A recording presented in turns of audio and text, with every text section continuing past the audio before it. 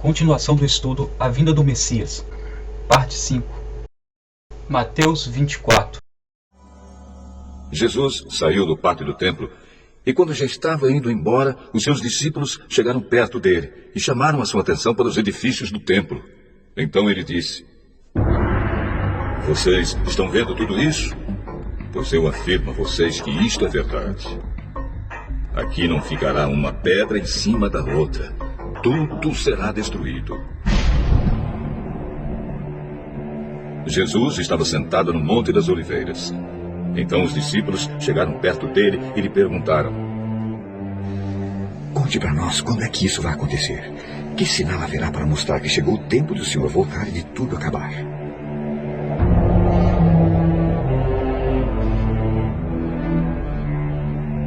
"Tomem cuidado para que ninguém engane vocês. Porque muitos vão aparecer fingindo ser eu e dizendo: 'Eu sou o Messias,' e enganarão muitas pessoas.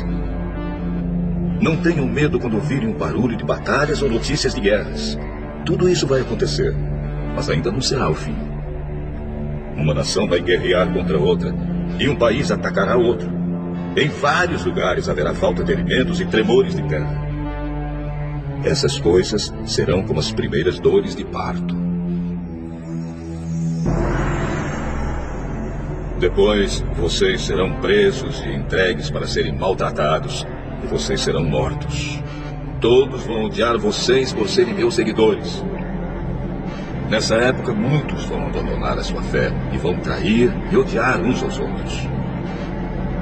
Então, muitos falsos profetas aparecerão e enganarão muita gente. A maldade vai se espalhar tanto que o amor de muitos esfriará. Mas quem ficar firme até o fim será salvo. E a boa notícia sobre o reino será anunciada no mundo inteiro como testemunho para toda a humanidade. Então virá o fim." E Jesus continuou: "Vocês verão no lugar santo o grande terror de que falou o profeta Daniel.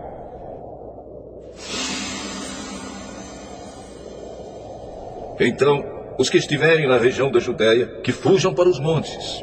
Quem estiver em cima da sua casa, no terraço, que fuja logo, e não entre para pegar as suas coisas. E quem estiver no campo, que não volte para casa a fim de buscar as suas roupas. Ai das mulheres grávidas e das mães com criancinhas naqueles dias. Orem a Deus para que vocês não tenham de fugir no inverno ou no sábado, porque naqueles dias haverá um sofrimento tão grande como nunca houve desde que Deus criou o mundo. E nunca mais acontecerá uma coisa igual. Porém, Deus diminuiu esse tempo de sofrimento. Se não fosse assim, ninguém seria salvo. Mas, por causa do povo que Deus escolheu para salvar, esse tempo será diminuído. Portanto, se alguém disser para vocês: 'Vejam, o Messias está aqui,' ou 'O Messias está ali,' não acreditem. Porque aparecerão falsos profetas e falsos messias, que farão milagres e maravilhas para enganar, se possível, até o povo escolhido de Deus. Prestem atenção. Eu estou dizendo a vocês tudo isso antes que aconteça. E se disserem: 'Vejam, ele está no deserto,' não vão lá. Ou ainda: 'Vejam, ele está escondido aqui,' não acreditem. Porque assim como o relâmpago risca o céu, do nascente até o poente, assim será a vinda do Filho do Homem. Onde estiver o corpo de um morto, aí se ajuntarão os urubus." Jesus disse: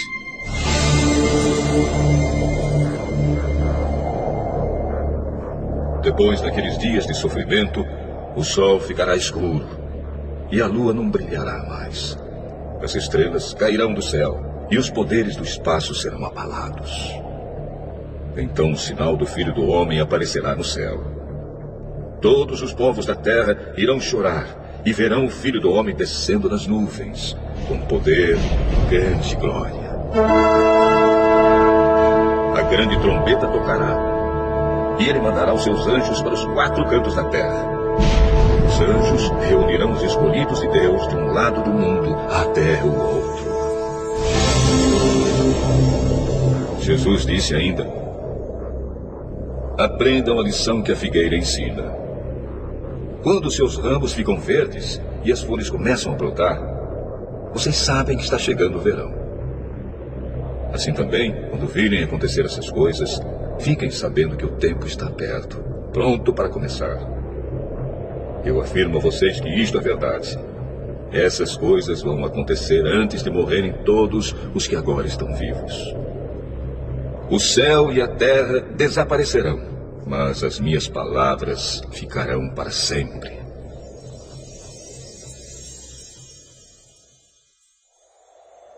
Jesus continuou, dizendo: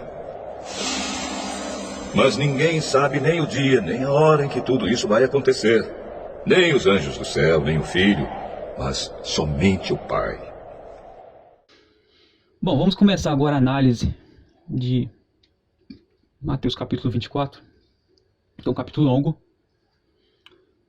E a gente vai analisar esse texto. Bom, ele começa com o momento que Jesus sai do pátio do templo. E os discípulos ficam falando: olha só como que é bonito o templo, né? Então, Jesus fala, né? Que tudo aquilo ia ser derrubado, não ficaria pedra sobre pedra. Ele estava falando a respeito da destruição que aconteceria cerca de 70 anos depois, quando o general Tito invadiria Jerusalém. No episódio ficou conhecido como Cerco de Jerusalém. E naquele momento, quando eles conseguiram derrubar o cerco, né, conseguiram derrubar a resistência de Jerusalém, naquele momento, no momento da batalha, acabou que uma das tochas caiu no templo, e como o templo ele era feito de madeira, parte de madeira, e as estruturas eram de madeira, então acabou pegando fogo, então o templo foi incendiado e destruído. E como tinha muito ouro, os soldados romanos começaram a pegar o ouro que derreteu, então até as pedras eles acabaram carregando para conseguir tirar o ouro que derreteu e tinha entrado nas fendas das pedras. Então não ficou pedra sobre pedra, tudo foi saqueado, tudo foi levado. Então essa profecia se cumpriu literalmente. Mas o fato é que, depois que Jesus falou que não ficaria pedra sobre pedra, os discípulos perguntaram para ele: conte para nós, quando é que isso vai acontecer? Então eles fizeram essa primeira pergunta. E depois fizeram uma segunda pergunta. De uma vez só, eles fizeram 3 perguntas, né? Conte para nós quando que isso vai acontecer. Primeira. Segunda, que sinal haverá para mostrar que chegou o tempo do Senhor voltar? E terceira, e de tudo acabar. Então, eles queriam saber quando que o templo seria destruído, quando o Messias voltaria e quando tudo ia acabar, quando seria o fim do mundo.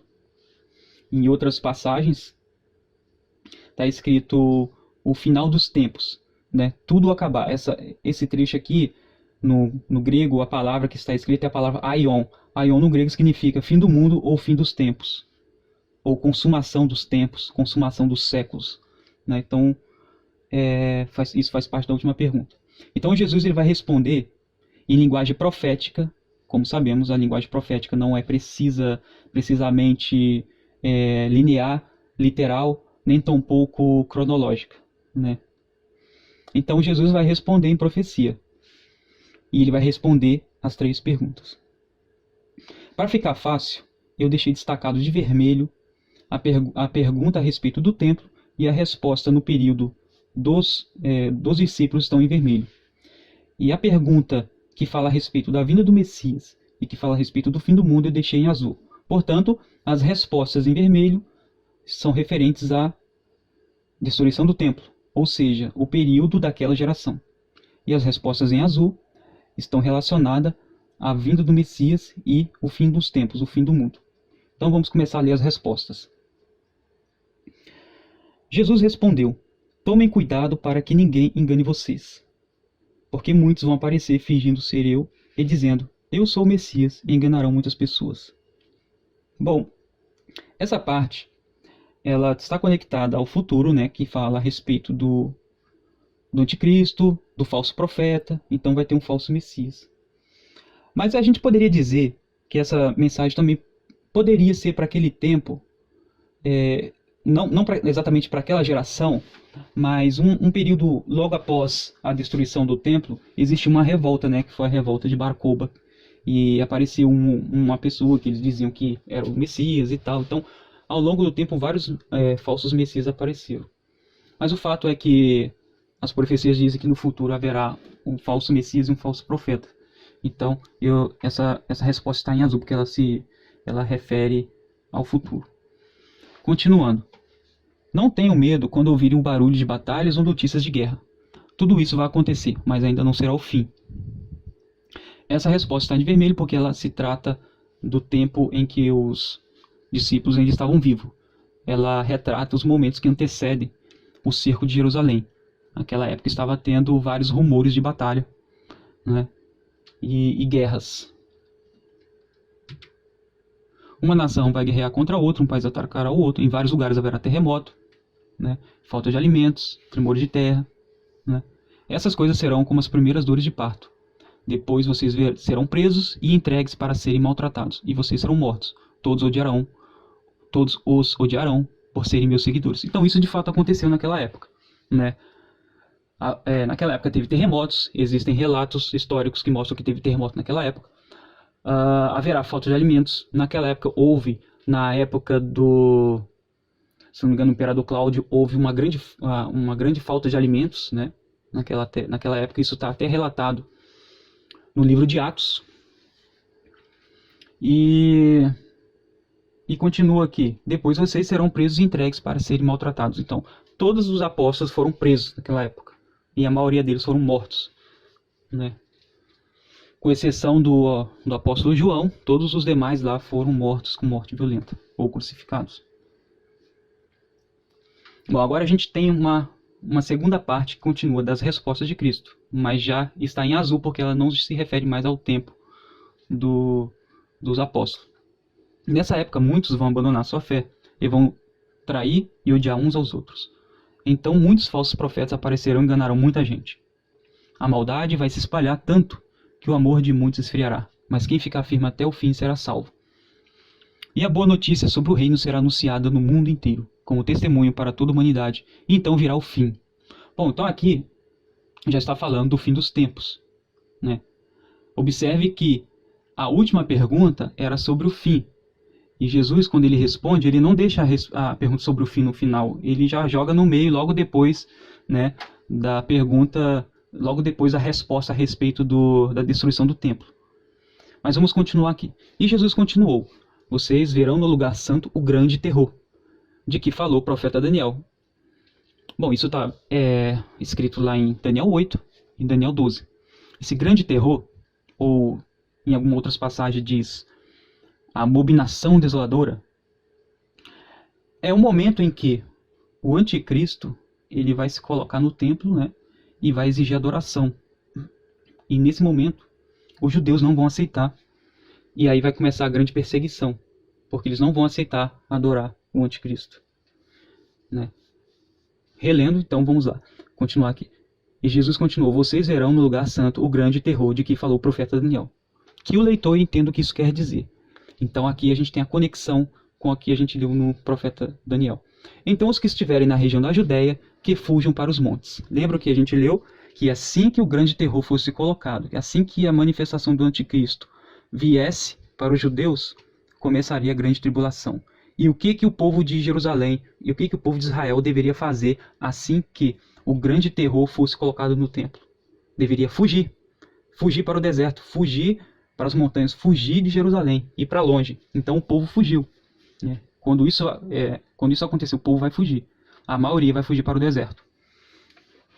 Então os que estiverem na região da Judéia, que fujam para os montes. Quem estiver em cima da sua casa, no terraço, que fuja logo, e não entre para pegar suas coisas. Quem estiver no campo, que não volte para casa, a fim de buscar suas roupas. É das mulheres grávidas e das mães com criancinhas naqueles dias. Porque você imagina, né? O anticristo se manifesta, exige que ele seja adorado, ele diz que é o Messias. E os judeus eles não vão aceitar. Porque na cabeça do judeu, o Messias será um homem descendente do rei Davi. Na cabeça do judeu, o Messias não é divino. Na cabeça do judeu, o Messias, ele não é Deus. Por que os judeus eles expulsaram Jesus do templo? Tem uma parte lá que os judeus tentaram até apedrejar, levaram Jesus até a beira de um penhasco, à beira de um penhasco, e tentaram jogar Jesus pelo penhasco, porque Jesus disse que ele era o Messias, né? E que ele era o Cordeiro de Deus. Então ali ele estava se dizendo Deus, e para eles era uma heresia, né? Falar que o Messias e Deus é a mesma coisa. Aquilo é uma heresia imensa. Eles não enxergam isso. Para eles o Messias não é Deus. Para os judeus, Deus é uma coisa e o Messias é outra, né? Então, quando o falso Messias, o anticristo, exigir adoração, eles não vão aceitar, porque a adoração é só para quem é divino. A adoração é só para quem é Deus. Só Deus é digno de adoração. Então, eles não vão aceitar, vão se rebelar contra o anticristo. E o anticristo vai começar a perseguir os judeus e vai começar a grande tribulação para o povo de Israel. Aí, então, vai começar o que a gente chama de angústia de Jacó. Eles vão fugir para o deserto. Então vamos continuar aqui na leitura. Bom, ai das mulheres grávidas e das mães com criancinha naqueles dias. Ore a Deus para que vocês não tenham que fugir no inverno ou no sábado. Faz sentido. O sábado, porque no sábado não pode fazer nada, não pode carregar nada.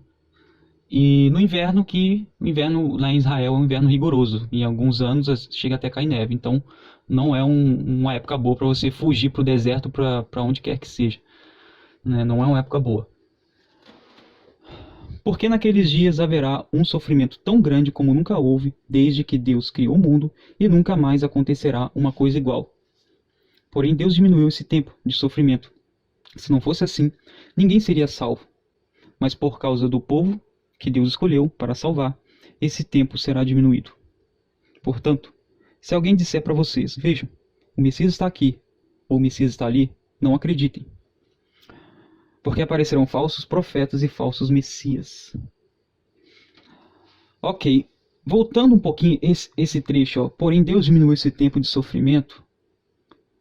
Se não fosse assim, ninguém seria salvo. Isso está relacionado aos 3 anos e meio, que é 3 anos e meio perto de uma história de Israel de mais de 5.000 anos, né? Vamos supor aí, Israel tem uma história de 5.000 anos, o que seriam 3 anos e meio, né? Então Deus vai diminuir esse período. Portanto, se disser para vocês, vejam, o Messias está aqui, ou o Messias está ali, não acreditem. Por quê? Por que não acreditem? Porque aparecerão falsos profetas e falsos messias. O anticristo, por exemplo, vai ser um deles. Um falso messias. E haverá também um falso profeta. Os mesmos farão milagres, falsos profetas e falsos messias, que farão milagres e maravilhas para enganar, se possível, até o povo escolhido de Deus. Ou seja, vai enganar muita gente, mas aquele que é povo escolhido não vai ser enganado pelo falso Messias, o anticristo. Tanto é que ele vai fugir. Tanto não vai ser enganado como vai fugir para o deserto. Vai fugir do domínio do anticristo. Preste atenção, continuando o texto, preste atenção. Eu estou lhes dizendo tudo isso antes que aconteça. E se disserem, vejam, ele está no deserto, não vão lá. Ou se ainda, vejam, ele está escondido aqui. Não acreditem, porque assim como o relâmpago risca o céu do nascente até o poente, assim será a vinda do Filho do Homem. Bom, agora vamos analisar esse pedacinho aqui, esse trecho. Porque assim como o relâmpago risca o céu do nascente ao poente, assim será a vinda do homem. Um relâmpago é visível, né? Quando tem uma tempestade, uma chuva, sempre que tem um relâmpago, aquele raio que risca o céu, a gente enxerga. A gente enxerga o relâmpago e ainda enxerga o clarão dele, que vai se difundindo pelo céu. Mas aqui fala de um relâmpago que risca o céu do nascente, isto é, da onde o sol nasce até o poente. Vai fazer um arco, um relâmpago que risca o céu inteiro de um lado a outro. O que isso quer dizer? Que será visível. Não está dizendo que vai ter um relâmpago, está fazendo uma comparação. Assim como um relâmpago risca do céu do nascente ao poente, assim será a vinda do Filho do Homem. Em outras palavras, está dizendo, será tão visível quanto um relâmpago que risca o céu de leste a oeste. É isso que está falando. Por que que ele está falando isso? Para se contrapor às afirmações anteriores. Se ficarem dizendo, o Messias está ali, ouvi dizer que o Messias está lá, ele está aqui no lugar retirado, ele está ali escondido. Não acredito, porque a manifestação do Messias será visível, e quando ele aparecer, vai ser com estrondo, vai ser com terremotos, com nuvens escuras, com tempestade, com poderes do céu se abalando, sinais misteriosos no céu. É assim que vai ser a manifestação do Messias. Por isso que ele está dizendo, não acreditem quando eu disser que ele está ali, está aqui, está escondido, porque não vai ser assim. Continuando. Onde estiver o corpo de um morto, ali se juntarão os urubus. O que isso quer dizer? Que um cadáver não pode ser escondido. Um cadáver sempre vai ser revelado. Os abutres, os urubus, eles conseguem encontrar o cadáver. Então quer dizer que não vai ser algo escondido, vai ser algo revelado. Vai haver uma revelação. Continuando, Jesus disse, depois daqueles dias de sofrimento, isto é, a grande tribulação, o sol ficará escuro e a lua não brilhará mais. Então aqui, a gente torna a ler a respeito da grande tribulação e a respeito dos eventos, né, dos fenômenos que estarão acompanhando a vinda do Messias, que são os fenômenos celestiais, né, que é o sol ficando escuro e a lua não brilhando. As estrelas cairão do céu e os poderes do espaço serão abalados. Olha aí. Tudo isso preparando para a chegada do Messias. Então, o sinal do Filho do Homem aparecerá. Então, com base nisso, a gente pode afirmar que antes do Messias aparecer, haverá cataclismos, fenômenos naturais, quer dizer, sobrenaturais. E depois o Messias aparece, né? Então, o sinal do Filho do Homem aparecerá. Sinal. O que é sinal? Sinal está relacionado a símbolo, a signos. Sinal é algo que é visível. Tanto é que fala, aparecerá no céu. Onde já se viu algo que aparece, mas ninguém vê, né? Então aparecerá no céu e todos os povos da terra chorarão. Eles vão se lamentar porque vão ver que de fato aquela religião era verdadeira, que o que falava a respeito de Jesus e de Deus era algo verdadeiro. Eles vão chorar. Todos os povos da terra chorarão e verão o Filho do Homem descendo nas ruas. Verão. Com poder e grande glória, né? Então todos esses sinais acompanharão o Messias, como já foi descrito nas passagens anteriores do Velho Testamento pelos profetas. A grande trombeta tocará, e ele mandará os seus anjos para os 4 cantos da terra, e os anjos reunirão os escolhidos de um lado ao outro lado do mundo, né? Então os anjos de Deus vão fazer o arrebatamento. Então aqui tem uma descrição do momento do arrebatamento. Então tudo isso está em azul porque são profecias a respeito do tempo do fim e a respeito do tempo do Messias. Nós ainda estamos nas respostas que Jesus está dando a respeito daquelas perguntas. Quando que o templo vai ser destruído, quando ele voltaria e que sinais haveria do fim do mundo, né?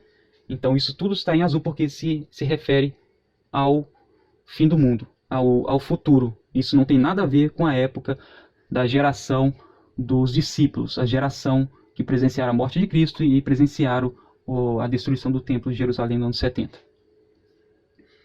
Continuando, ainda na resposta de Jesus. Jesus disse ainda, agora já está em vermelho, que isso tem a ver com a época dos discípulos. Aprenda a lição que a figueira ensina. Quando seus ramos ficam verdes e as folhas começam a brotar, vocês sabem que está chegando o verão. Assim também, quando virem acontecer essas coisas, fiquem sabendo que o tempo está perto, pronto para começar.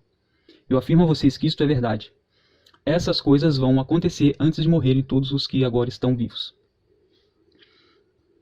O céu e a terra desaparecerão, mas minhas palavras ficarão para sempre. Jesus continuou dizendo, mas ninguém sabe nem o dia, nem a hora em que tudo isso vai acontecer.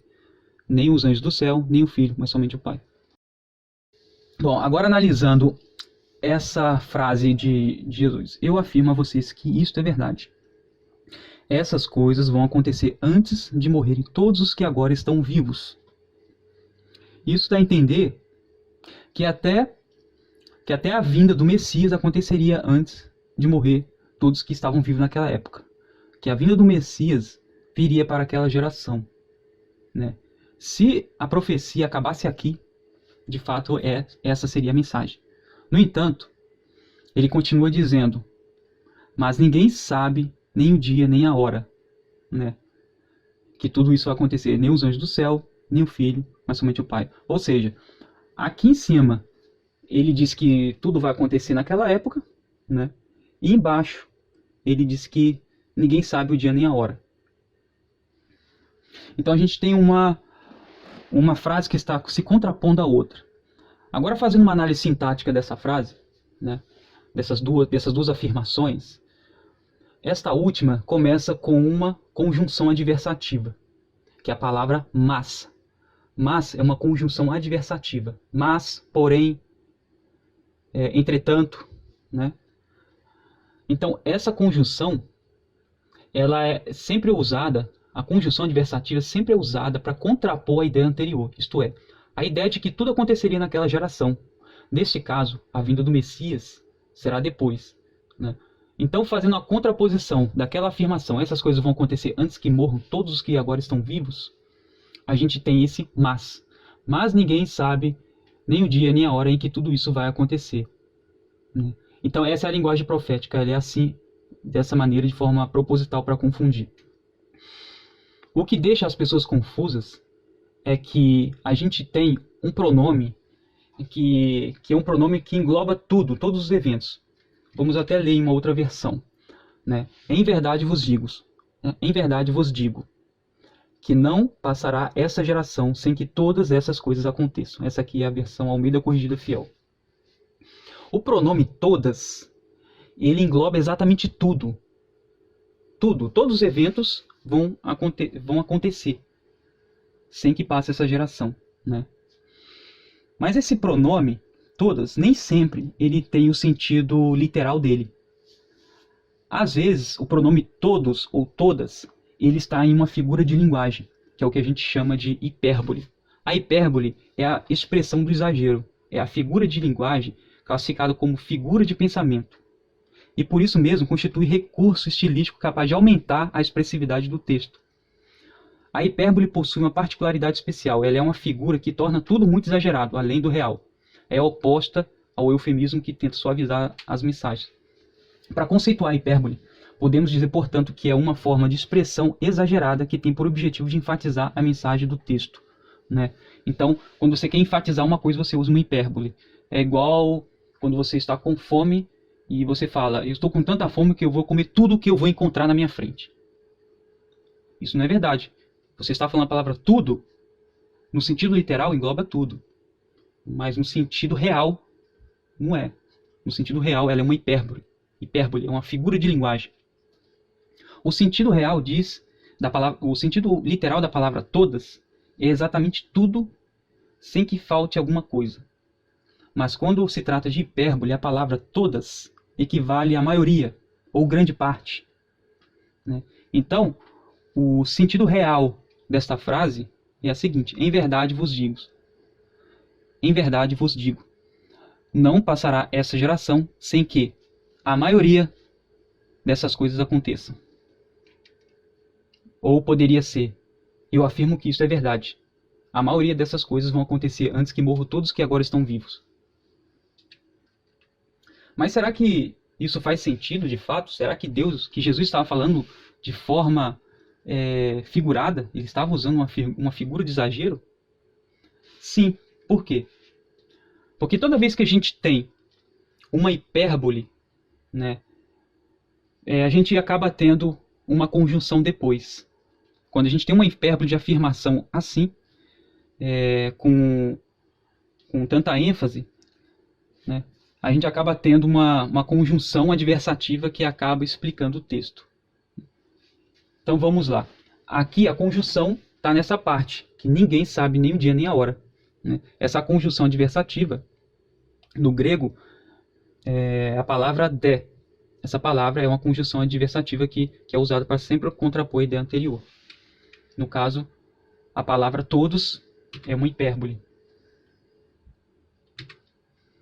A gente tem aqui alguns exemplos de hipérboles ditas por Jesus. Por exemplo, em Mateus 10, 22, está escrito o seguinte: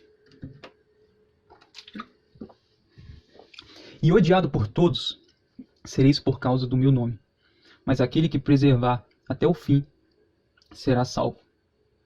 Aqui a palavra todos, no sentido literal, significa todo mundo que existe, exceto os próprios discípulos. O que não faz sentido algum, Existiam pessoas que eram os discípulos, os que não eram discípulos e os que odiavam os discípulos. Tinha as pessoas que não estavam nem aí para nada, e o que na verdade era a grande maioria. Para falar a verdade, a minoria das pessoas se importavam com Cristo, e existia uma outra minoria que era um pouco maior do que a minoria dos cristãos, que é os que se importavam com a Torá, que se importavam com as leis de Moisés.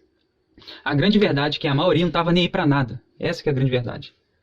Mas aqui, Jesus disse: e odiado de todos sereis, por causa do meu nome, mas aquele que preservar até o fim será salvo.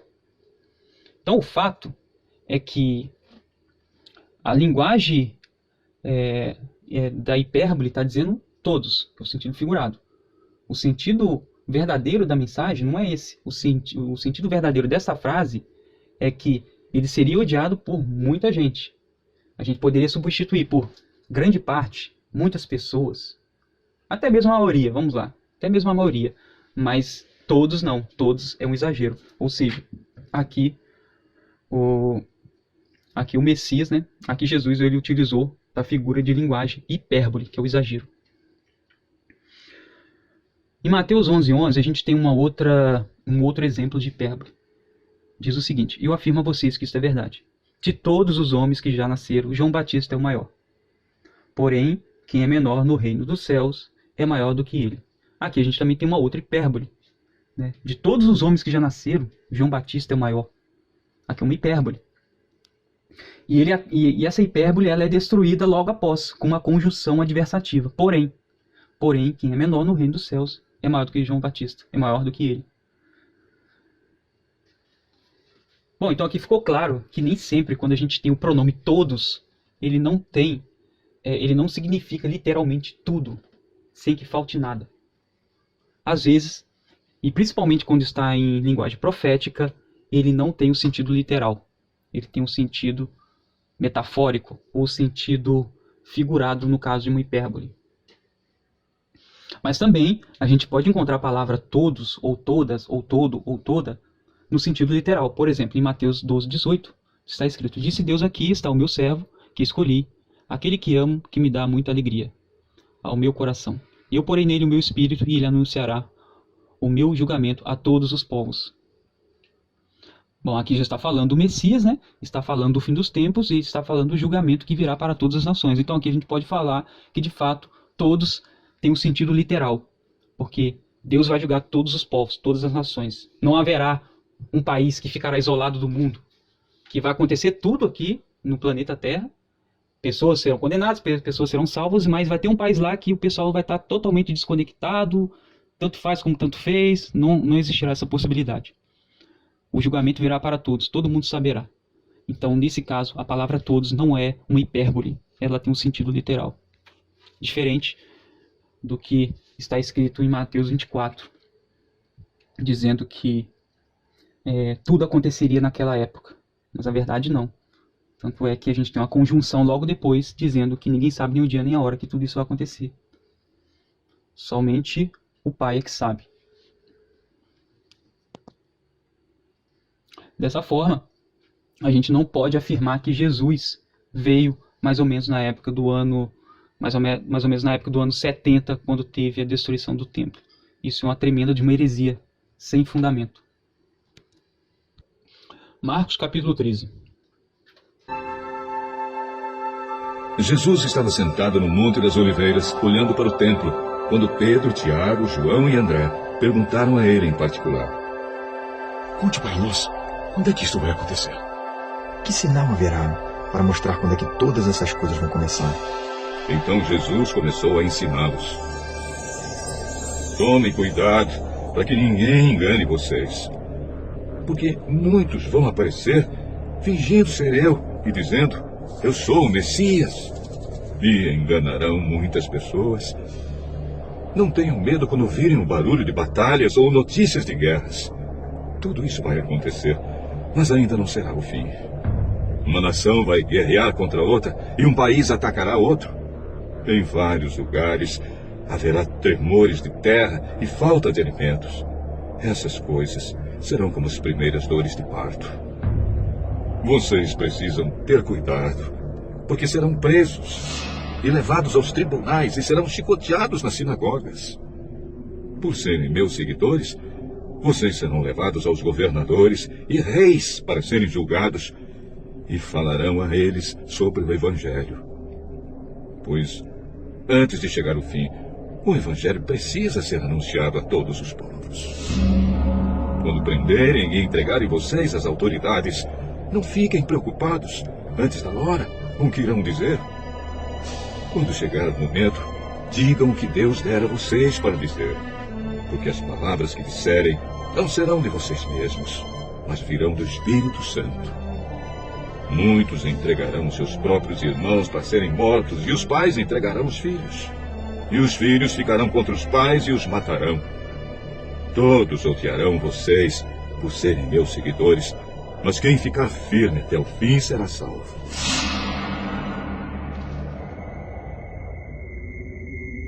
Vocês verão o grande terror no lugar onde não deveria estar. Então, os que estiverem na região da Judéia, que fujam para os montes. Quem estiver em cima da sua casa, no terraço, que fuja logo e não entre para pegar nada. E quem estiver no campo, que não volte para casa a fim de buscar as suas roupas. Ai das mulheres grávidas e das mães com criancinhas naqueles dias. Orem a Deus para que isso não aconteça no inverno. Porque naqueles dias haverá um sofrimento tão grande como nunca houve desde que Deus criou o mundo. E nunca mais acontecerá uma coisa igual. Porém, o Senhor diminuiu esse tempo de sofrimento.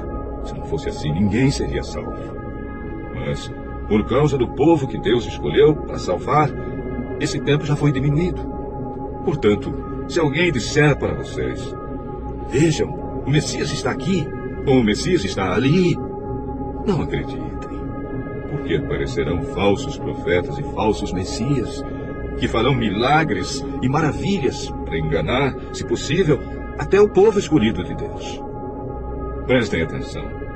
Eu estou dizendo tudo isso a vocês antes que aconteça. Depois daqueles dias de sofrimento, o sol ficará escuro e a lua não brilhará mais. As estrelas cairão do céu e os poderes do espaço serão abalados.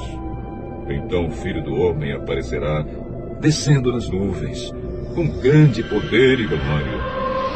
Ele mandará os anjos aos 4 cantos da terra e reunirá os escolhidos de Deus de um lado do mundo até o outro. Comentários de Marcos 13. Assim como em Mateus, o contexto é o mesmo e o momento é o mesmo, né? Os discípulos tinham falado a respeito do templo, então Jesus falou que o templo seria destruído, né? Então os discípulos fizeram a pergunta: conte para nós quando é que isso vai acontecer. Que sinal haverá para mostrar quando é que todas essas coisas vão começar? Então Jesus começou a ensiná-los. Ele disse: tome cuidado para que ninguém engane vocês, porque muitos vão aparecer fingindo ser eu, e dizendo: eu sou o Messias, e enganarão muitas pessoas. Bom, essa parte já está falando a respeito do futuro, né? No futuro distante, não para aquela época. Aqui já está falando do anticristo. E Cristo continua: não tenham medo quando ouvir o barulho de batalhas ou notícias de guerra. Tudo isso vai acontecer, mas ainda não será o fim. Essa resposta já está relacionada com a destruição do templo. Também poderia estar relacionado com o futuro. Ela poderia valer por as duas, né? Porque tanto na época que o Messias estiver vindo, quanto também na época em que estava na iminência do templo de Jerusalém ser destruído, havia rumores de guerra o tempo inteiro, né? O povo de Judá estava se rebelando contra o Império Romano, então teve um levante, então começou a ter várias notícias de guerra. Inclusive, uma das legiões romanas foram derrotadas pelos judeus no estreito do Vale de Bet-Horon. Quando essa legião foi derrotada, isso fez com que o imperador mandasse uma tropa muito mais forte, uma legião muito mais forte, mandou o general Tito para fazer o cerco de Jerusalém e acabou com a destruição do templo. Então, esse trecho: não tenham medo quando ouvir o barulho de batalhas ou notícias de guerra, tudo isso vai acontecer, mas ainda não será o fim. Então, esse trecho pode valer tanto para aquela época como também para o futuro. Continuando. Uma nação vai guerrear contra a outra, um país atacará o outro, Em vários lugares haverá tremores de terra e falta de alimentos. Essas coisas serão como as primeiras dores de parto. Bom, se a gente for pesquisar nos textos históricos, por exemplo, como História dos Hebreus, do historiador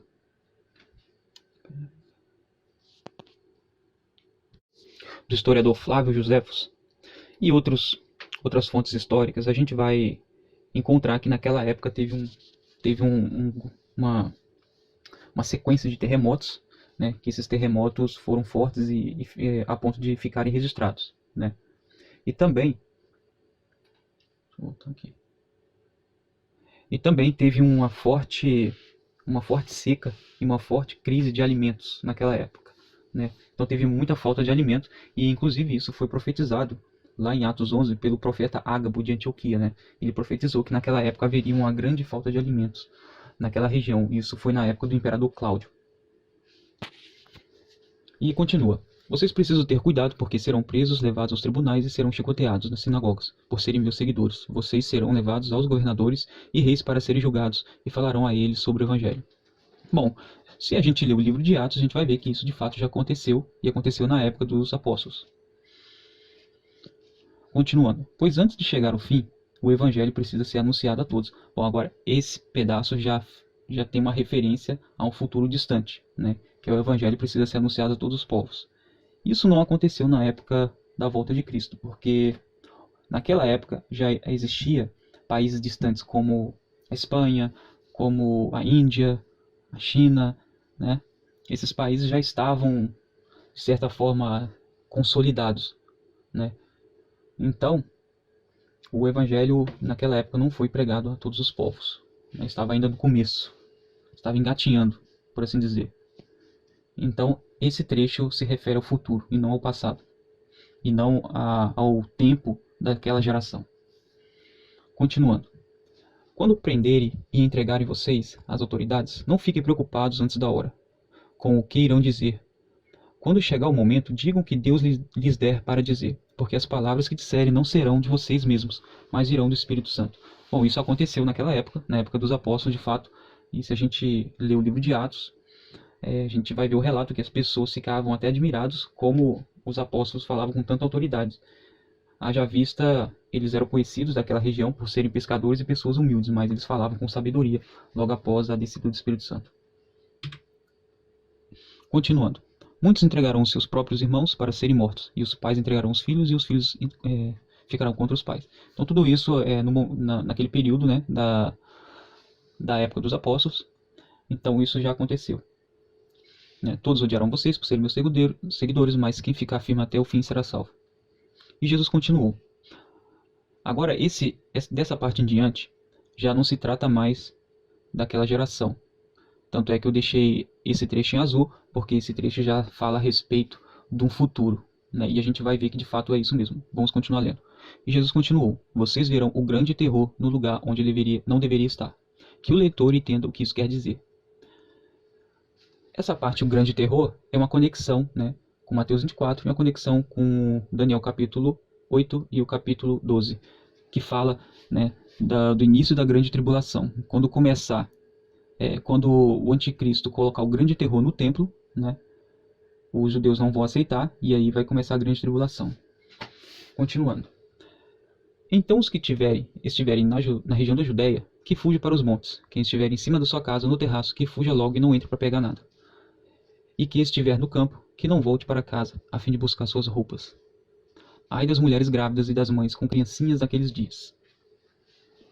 Orem a Deus para que isso não aconteça no inverno, porque naqueles dias haverá um sofrimento tão grande como nunca houve desde que Deus criou o mundo, e nunca mais acontecerá uma coisa igual. Porém o Senhor diminuiu esse tempo de sofrimento. Se não fosse assim, ninguém seria salvo, mas por causa do povo que Deus escolheu para salvar, esse tempo já foi diminuído. Portanto, se alguém disser para vocês, vejam, o Messias está aqui, ou o Messias está ali, não acreditem, porque aparecerão falsos profetas e falsos messias, que farão milagres e maravilhas para enganar, se possível, até o povo escolhido de Deus. Continuando. Preste atenção, eu estou lhes dizendo tudo isso antes que aconteça. Bom, vamos dar uma pausa aqui. Essa passagem aqui, porque apareceram falsos profetas e falsos messias, né? Ao longo do período sempre foi aparecendo falsos messias, né? mas aqui a gente pode usar como uma referência ao futuro, quando vai aparecer o falso Messias, que é o anticristo e o falso profeta. Preste atenção, eu estou lhes dizendo tudo isso antes que aconteça. E ele continua: depois daqueles dias de sofrimento, o sol ficará escuro e a lua não brilhará mais. Bom, aqui tem uma chave, né? Uma chave da profecia. Depois daqueles dias de sofrimento. Que dias de sofrimento? A grande tribulação, que vai ter início quando o grande terror for colocado no templo. O grande terror certamente vai ser o anticristo, né, se colocando como se fosse Deus, né? A gente vai ver que é isso mais adiante, em outras profecias. Então, quando o anticristo se sentar no templo dizendo que é Deus, isso será considerado uma abominação, né? Abominação desoladora, ou o grande terror. E quando isso acontecer, a grande tribulação começa, porque os judeus não vão aceitar e eles vão começar a ser perseguidos e vão fugir. Então, depois dos dias de sofrimento, o sol ficará escuro e a lua não brilhará mais. Por que o sol ficará escuro e a lua não brilhará mais? Porque isso faz parte dos primeiros sintomas da volta do Messias. Antes do Messias aparecer, vão começar a surgir esses cataclismos. O sol vai ficar escuro, a lua não brilhará mais. É como se fosse a preparação de entrada para a manifestação e aparição do Messias, né? Então, antes, né, do Messias chegar, vão acontecer esses sinais no céu, no sol, na lua e nas estrelas. As estrelas cairão do céu e os poderes do espaço serão abalados. Então, o Filho do Homem aparecerá. Essa palavra então é como se fosse uma conclusão, né? Depois de toda essa manifestação dos poderes, de todos esses fenômenos sobrenaturais acontecerem, então o Filho do Homem vai aparecer. Então o Messias vai aparecer e se revelar ao mundo inteiro. Então o Filho do Homem aparecerá descendo nas nuvens com grande poder e glória. Ele mandará os anjos aos 4 cantos da terra e reunirá os escolhidos de Deus, de um lado do mundo até o outro. Então aqui fica evidente que a vinda do Messias vai ser um evento assim, sem precedentes. Esse evento será acompanhado de fenômenos sobrenaturais no céu, né, no sol, na lua e nas estrelas. E esses fenômenos vão anteceder a aparição do Filho do Homem. E como está escrito aqui, o Filho do Homem aparecerá, né? Aparecerá descendo nas nuvens com poder em grande glória. Se isso já aconteceu, né, ninguém viu, ninguém ficou sabendo, não foi registrado em livro algum, né? E não faz sentido algum acreditar que isso já aconteceu no passado. Por vários motivos, os quais a gente já falou nesse vídeo aqui. Continuando, ele mandará os anjos aos 4 cantos da terra e reunirá os escolhidos de Deus, de um lado do mundo até o outro. Isso quer dizer, isso é uma referência ao arrebatamento da igreja e dos escolhidos. Lucas 21. Chegará o dia em que tudo isso que vocês estão vendo será destruído. E não ficará uma pedra em cima da outra. Mestre, quando será isso? Que sinal haverá para mostrar quando é que isso vai acontecer? Tomem cuidado para que ninguém engane vocês. Porque muitos vão aparecer fingindo ser eu, dizendo: eu sou o Messias. Ou já chegou o tempo. Porém, não sigam essa gente. Não tenham medo quando ouvirem falar de guerras e de revoluções. Pois é preciso que essas coisas aconteçam primeiro. Mas isso não quer dizer que o fim esteja perto. Uma nação vai guerrear contra outra e um país atacará outro. Em vários lugares haverá grandes tremores de terra, falta de alimentos e epidemias. Acontecerão coisas terríveis. E grandes sinais serão vistos do céu. Mas, antes de acontecer tudo isso, vocês serão presos e perseguidos. Vocês serão entregues para serem julgados nas sinagogas e depois serão jogados na cadeia. Por serem meus seguidores, vocês serão levados aos reis e aos governadores para serem julgados. E isso dará oportunidade a vocês para anunciarem o Evangelho. Resolvam desde já que não vão ficar preocupados antes da hora com o que dirão para se defender. Porque eu lhes darei palavras e sabedoria que os seus inimigos não poderão resistir nem negar. vocês serão entregues às autoridades pelos seus próprios pais, irmãos, parentes e amigos. E alguns de vocês serão mortos. Todos odiarão vocês por serem meus seguidores. Mas nem o fio de cabelo de vocês será perdido. Fiquem firmes, pois assim vocês serão salvos. Quando vocês virem a cidade de Jerusalém cercada por exércitos, fiquem sabendo que logo ela será destruída. Então, os que estiverem na região da Judéia, que fujam para os montes. Quem estiver na cidade, que saia logo. E quem estiver no campo, que não entre na cidade. Porque aqueles dias serão os dias do castigo, e neles acontecerá tudo o que as Escrituras Sagradas dizem. Ai das mulheres grávidas e das mães que ainda estiverem amamentando naqueles dias. Porque virá sobre a terra uma grande aflição, e cairá sobre esta gente um terrível castigo de Deus. Muitos serão mortos à espada, e outros serão levados como prisioneiros para todos os países do mundo. E os não-judeus conquistarão Jerusalém até que termine o tempo deles fazerem isso.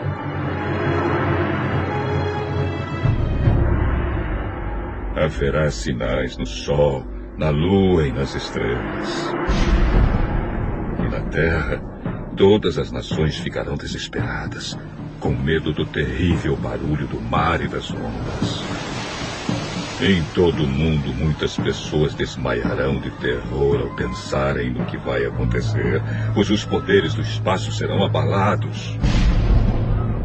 Então o Filho do Homem aparecerá descendo numa nuvem, com poder e grande glória. Bom, nesse capítulo 21 de Lucas, a gente tem o mesmo tema do Mateus 24 e de Marcos 13. O momento é o mesmo em que os discípulos estavam falando a respeito do templo de Herodes, naquela época, e eles estavam admirando o templo, falando para Jesus. Então Jesus disse, né, que chegará o dia que tudo seria derrubado e não sobraria nenhuma pedra em cima da outra. Então eles ficaram assustados e perguntaram para Jesus quando é que isso ia acontecer, né? Quando isso aconteceria. Então Jesus ele vai responder. Então esse capítulo 21 de Lucas é o mesmo que o capítulo 24 de Mateus e o 13 de Marcos, que é um capítulo em que os discípulos fazem uma pergunta para Jesus e Jesus vai responder de forma profética. Então vamos à resposta de Jesus. Tomem cuidado para que ninguém engane vocês, porque muitos vão aparecer fingindo ser eu, dizendo: eu sou o Messias, ou já chegou o tempo, porém não sigam esta gente. Então aqui a gente tem uma profecia a respeito do fim e a respeito do falso Messias e do falso profeta. Não tenham medo quando ouvirem falar de guerras e de revoluções. Bom, aqui no livro de Lucas, ele vem com mais detalhes. O Lucas, ele era um historiador, então o livro ele é assim mais preciso nas informações, se nós compararmos com os livros de Marcos e os livros de Mateus, né? O livro de Lucas ele é mais preciso, ele é mais detalhista. Então aqui a gente tem essa informação. Não tenham medo quando ouvirem falar de guerras e revoluções. Porque naquele momento, os anos que precederam a destruição do templo de Jerusalém, foram tempos de revoluções, de revoltas, né? A gente teve vários momentos em que o povo se revoltou contra o Império Romano, teve batalhas, teve a Batalha de Bet-Horon, teve o cerco de Jerusalém, teve o cerco da Fortaleza da Massada, né? Então tudo isso está registrado, para quem tiver interesse, no livro História dos Hebreus, do historiador Flávio Joséfos, né? Se você for ler, você vai ver que todas essas informações estão lá. E continuou. Uma nação vai guerrear contra outra, e um país atacará o outro. Em vários lugares haverá grandes tremores de terra, falta de alimentos e epidemias. Acontecerão coisas terríveis e grandes sinais serão vistos no céu. Bom, como já dissemos anteriormente, no capítulo 11 de Atos, um profeta Ágabo de Antioquia tinha profetizado que na época do imperador Cláudio haveria uma grande seca e uma grande falta de alimentos, e de fato isso aconteceu. Tanto que uma das cartas de Paulo, ele solicitou que a igreja da Macedônia, né, fizesse uma oferta para a igreja que estava em Jerusalém, devido a essa falta de alimentos que também estava tendo, né, e o povo estava passando por grandes dificuldades naquela época, né? Então, esse trecho aqui faz uma menção a esse momento. Continuando. Mas antes de acontecer tudo isso, vocês serão presos e perseguidos. O que aconteceu? Está tudo relatado no livro de Atos. Vocês serão entregues para serem julgados nas sinagogas e depois serão jogados na cadeia. Por serem meus seguidores, vocês serão levados aos reis e aos governadores para serem julgados. Isso dará oportunidade a vocês para que anunciem o evangelho.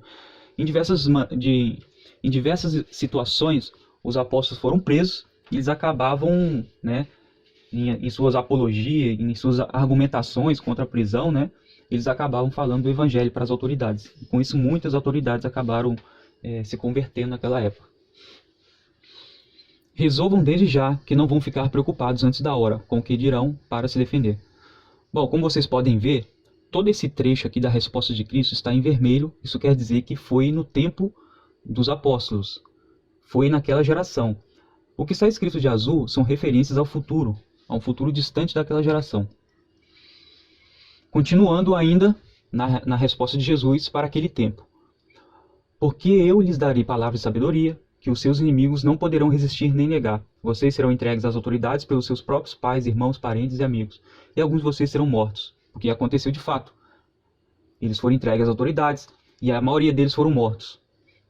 Todos odiarão vocês por serem meus seguidores, mas nenhum fio de cabelo de vocês será perdido. Fiquem firmes, pois assim vocês serão salvos. Bom, então, nesse ponto aqui, a gente termina a resposta de Jesus a respeito daqueles tempos que precederiam a destruição do templo de Jerusalém por volta do ano 70 depois de Cristo. Vamos continuar aqui nas respostas de Jesus. Jesus disse ainda: quando vocês virem a cidade de Jerusalém cercada por exércitos, fiquem sabendo logo que ela será destruída. Então os que estiverem na região da Judéia, que fujam para os montes. Quem estiver na cidade, que saia logo. E quem estiver no campo, que não entre na cidade. Porque aqueles dias serão os dias do castigo. Dias do castigo. Isso é uma referência à grande tribulação. E neles acontecerá tudo o que as Escrituras Sagradas dizem. O que são as Escrituras Sagradas? Naquela época em que Jesus estava falando, não existiam os evangelhos, as cartas. As Escrituras Sagradas era o Antigo Testamento, ou seja, o livro dos profetas, né? O livro de Salmos. Então, aquilo eram as Escrituras Sagradas. Então, repetindo, porque aqueles dias serão os dias do castigo e neles acontecerá tudo que as Escrituras Sagradas dizem. O que as Escrituras Sagradas dizem? Diz exatamente aquilo que a gente leu anteriormente, né? O que foi dito pelo profeta Isaías, Jeremias, Ezequiel e os demais profetas. Davi, né? Então é isso que as Escrituras Sagradas dizem, nós já lemos, e com base em tudo isso, a gente pode concluir que o dia do Senhor será um dia terrível, visível, todo mundo vai ouvir, todo mundo vai ficar sabendo, e isso ainda não aconteceu. Continuando. Ai das mulheres grávidas e das mães que ainda estiverem amamentando naqueles dias, porque virá sobre a terra uma grande aflição e cairá sobre essa gente um terrível castigo de Deus. Muitos serão mortos à espada e outros serão levados como prisioneiros para todos os países do mundo. E os não-judeus conquistarão Jerusalém até que termine o tempo de eles fazerem isso. Bom, e os não-judeus conquistarão Jerusalém até que termine o tempo deles fazerem isso. Bom, isso depois que o templo foi destruído, né? Como essa profecia aqui, esse texto está de azul, isso é uma referência ao futuro, né? Os não-judeus vão conquistar Jerusalém até que termine o tempo deles fazerem isso. E de fato aconteceu. Assim que Jesus morreu, né? Teve as revoltas. Então Roma veio e destruiu o templo. O Império Romano acabou, através do general Tito, acabou destruindo o templo de Jerusalém. Mas já estava no domínio, né, dos romanos. Depois esse domínio passou para os muçulmanos. Depois passou para o Império Turco Otomano.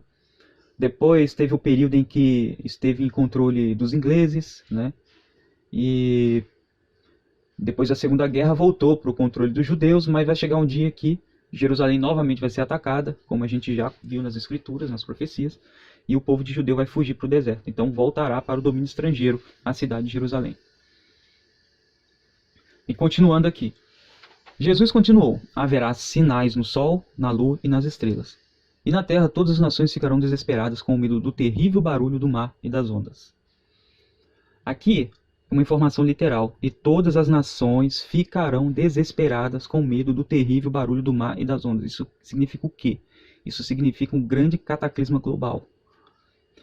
Em todo o mundo, muitas pessoas desmaiarão de terror ao pensarem no que vai acontecer, pois os poderes do espaço serão abalados. Vocês conseguem imaginar que coisa terrível será isso? Né?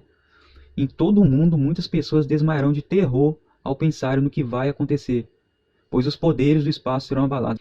Continuando. Então o Filho do Homem aparecerá, descendo numa nuvem, com poder e grande glória. Se o Filho do Homem já veio conforme o herege diz, ele veio sem poder nenhum e sem glória alguma. Ninguém viu, não teve poder no espaço abalado, coisa nenhuma, não teve barulho de ondas do mar, não teve nada disso. Com essa análise a gente conclui que assim como em Mateus, Marcos, Lucas também a gente tem esse mesmo assunto, no qual Jesus ele fala em linguagem profética a respeito de 3 eventos. Primeiro, destruição do templo de Jerusalém. Segundo, a volta do Messias. Terceiro, a destruição de tudo, né? O fim do mundo, ou o fim das eras. Atos capítulo 1. Certa vez, os apóstolos estavam reunidos com Jesus. Então lhe perguntaram: É agora que o Senhor vai devolver o reino para o povo de Israel? Não cabe a vocês saber a ocasião ou o dia que o Pai marcou com a sua própria autoridade. Porém, quando o Espírito Santo descer sobre vocês, vocês receberão poder e serão minhas testemunhas em Jerusalém, em toda a Judéia e Samaria e até nos lugares mais distantes da terra. Depois de ter dito isso, Jesus foi levado para o céu diante deles. Então uma nuvem o cobriu e eles não puderam vê-lo mais. Eles ainda estavam olhando firme para o céu enquanto Jesus subia, quando 2 homens vestidos de branco apareceram perto deles e disseram: Homens da Galileia, por que vocês estão aí olhando para o céu?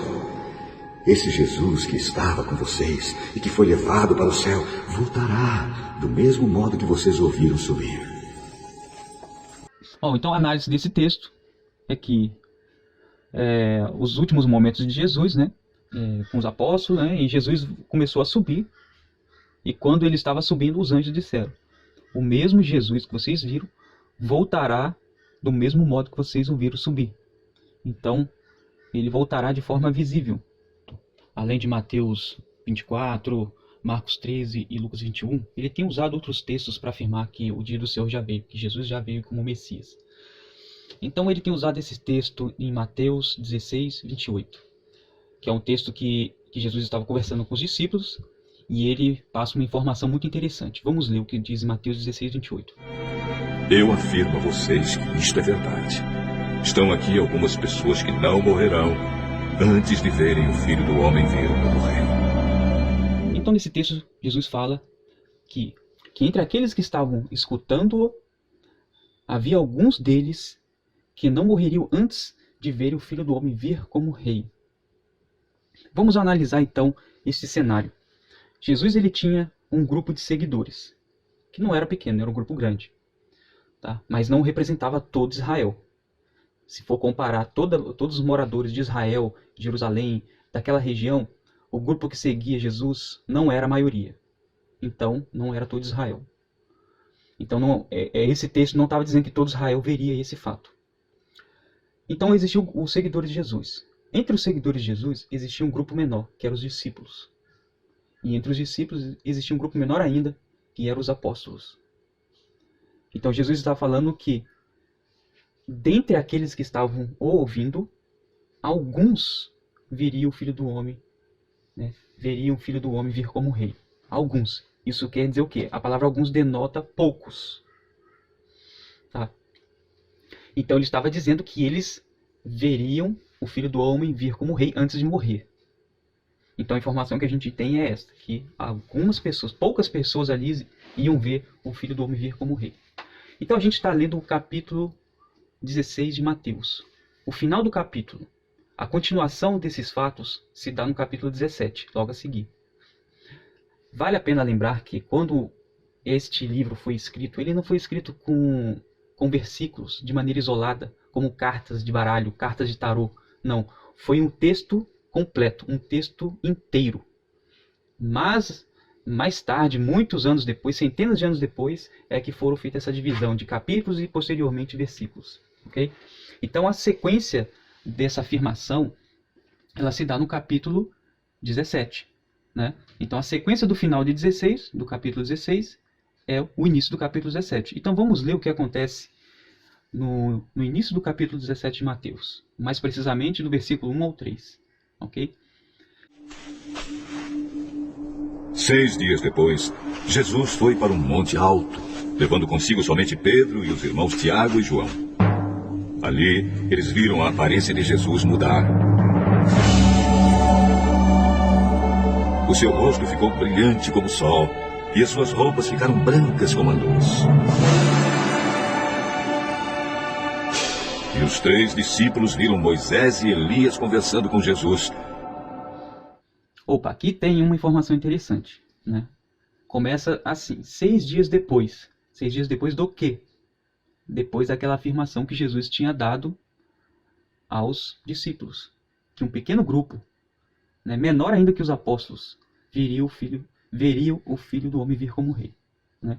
Então, 6 dias depois, Jesus foi para o Monte Alto e levou 3 dos seus apóstolos. Né?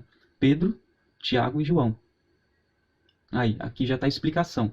Mas vamos continuar. Ali eles viram a aparência de Jesus mudar. O seu rosto ficou brilhante como o sol, e as suas roupas ficaram brancas como a luz. E os 3 discípulos viram Moisés e Elias conversando com Jesus. Então Jesus ali naquele monte, né, ele revelou a sua verdadeira identidade, a sua verdadeira natureza como Deus. Para Pedro, Tiago e João. Tá?